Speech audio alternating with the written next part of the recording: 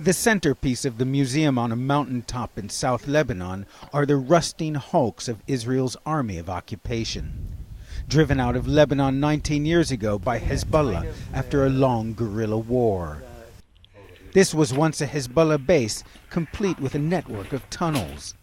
Now a showcase for tourists come to marvel at the exploits of the only military force that succeeded at driving the Israelis out of Arab land. Hezbollah played a major role alongside the Lebanese army in the fight against ISIS here and sent thousands of fighters to shore up the Syrian government. The group also boasts an arsenal of tens of thousands of rockets supplied by Iran. On display are the drones Hezbollah used in its 2006 war with Israel. Drones increasingly the weapon of choice in the shadow war now raging in the Middle East. The underlying message of this museum is that Hezbollah is a fighting force with decades of experience. It fought the Israelis, it's fighting in Syria, and if called upon, is ready to fight on behalf of its main ally, Iran. The so-called axis of resistance, Iran, Syria, Hezbollah, Shia militias in Iraq, and the Houthis in Yemen, are girding for a regional confrontation.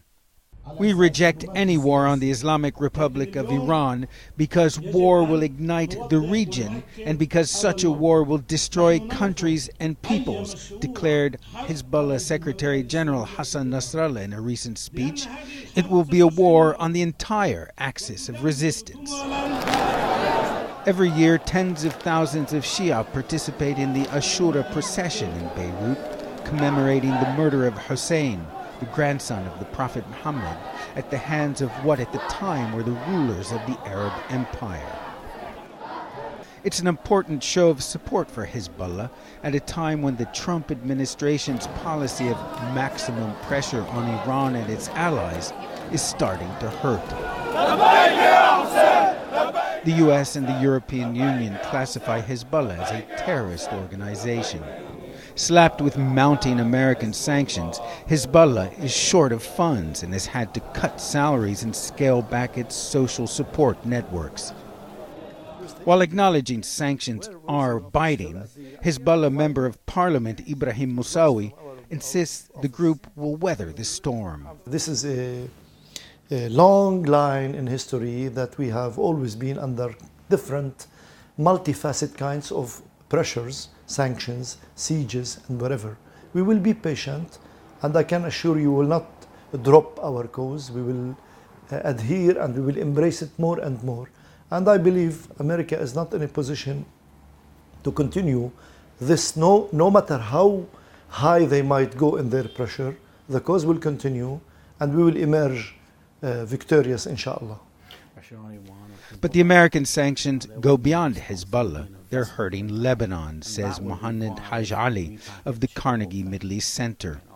The U.S. is not helping in the process. It's pushing the Lebanese economy to the brink with sanctions, with the threats of sanctions. Every 6 months, the whole country is awaiting the new set of sanctions and seeing how dangerous they could be. There's no clarity on the U.S. side. These are uncertain times in Lebanon.